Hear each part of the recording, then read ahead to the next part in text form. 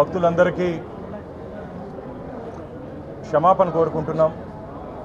నిన్న జరిగినటువంటి ఈ దురదృష్టకర సంఘటన చాలా బాధ వేసింది. భక్తులకి సమాధానం చెప్పలేని పరిస్థితిలో ఈరోజు మేము ఉన్నాం.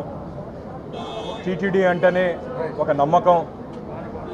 తిరుమల తిరుపతి దేవస్థానాలు దాదాపు 91 కౌంటర్లు ఈ వైకుంఠ ఏకాదశి ద్వాదశి దర్శనం కోసం మేము పగడ్బందీ ఏర్పాట్లు చేయడం జరిగింది.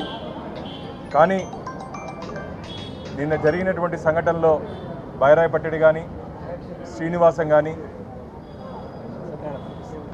జీవకోన కానీ, శ్రీదేవి కాంప్లెక్స్ కానీ, విష్ణు నివాసంలో అక్కడుండి కొందరు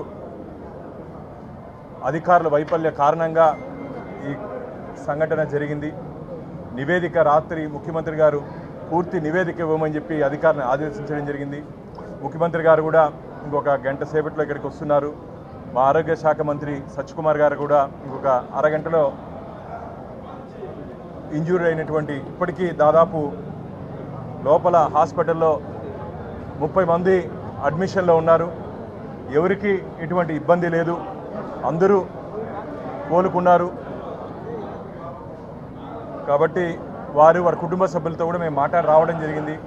డాక్టర్లు ఇక్కడ ఉన్నటువంటి డైరెక్టర్ గారు మిగతా టీం అన్నీ వారికి కావాల్సినటువంటి వైద్య సదుపాయాలు ఎటువంటి లోటు లేకుండా తిరుమల తిరుపతి దేవస్థానాలు నిన్నే ఆదేశించడం జరిగింది. మా మంత్రివర్యులు కూడా చెప్పడం జరిగింది. పూర్తిగా వారికి మెరుగైన వైద్య సేవలు మేము అందిస్తున్నాం. అందరూ కోలుకుంటున్నారు. వారి కుటుంబ సభ్యులతో కూడా మాట్లాడి వారికి ధైర్యం చెప్పడం జరిగింది. కానీ మళ్ళీ నేను శ్రీవారి భక్తుల్ని మరోసారి జరిగినటువంటి సంఘటన పట్ల మమ్మల్ని క్షమించండి అని చెప్పి, ఎందుకంటే ఆ మాట తప్ప ఇంక మేమేమి చెప్పే పరిస్థితి లేదు. వచ్చినటువంటి గాయపడినట్టు వాళ్ళందరూ అసలు వెళ్తానే మాకు దర్శనం అవుతుందా లేదని అడుగుతున్నారు.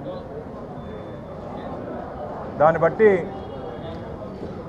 వాళ్ళ భక్తి, వెంకటేశ్వర స్వామి పట్ల వాళ్ళకున్నట్టు భక్తి, మేము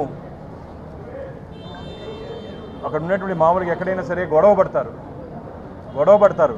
కానీ లోపల పోతే ముసలి వాళ్ళు, ఆడవాళ్ళు, పిల్లలంతా అన్న మాకు దర్శనం చేపిస్తారని అడుగుతున్నారు.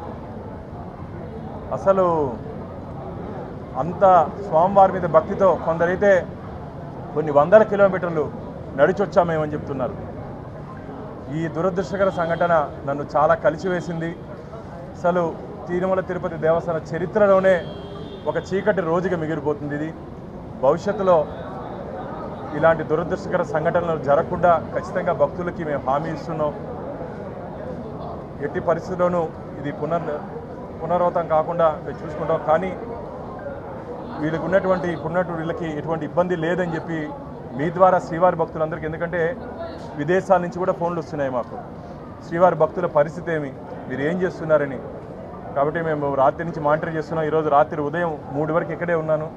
వెళ్ళి మొత్తం అన్ని మానిటర్ చేసుకునేసి ఇప్పుడు వస్తే డాక్టర్లతో మాట్లాడితే ఎవరు ఆందోళన చెందాల్సిన అవసరం లేదన్నారు. కాబట్టి మీ ద్వారా శ్రీవారి భక్తులకి తెలియజేస్తున్నాను. టికెట్లు కలిగిన భక్తులు మాత్రమే కొండకు వెళ్ళాలని